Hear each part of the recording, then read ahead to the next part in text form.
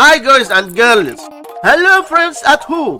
In this exact moment, 15 divided by 15, which equals 1, and 11 divided by 11 equals 1. Now we have this problem. 1 divided by 1, which equals 1.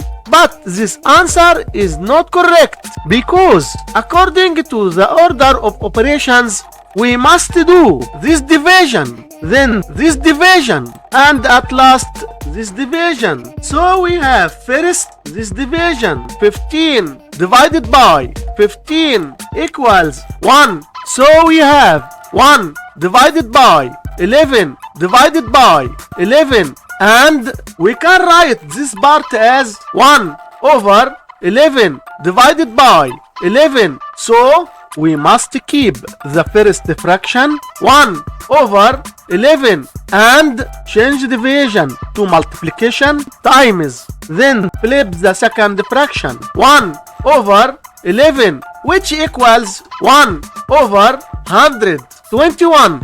And this is our final answer for this problem. Smash that like button and subscribe to keep the content coming.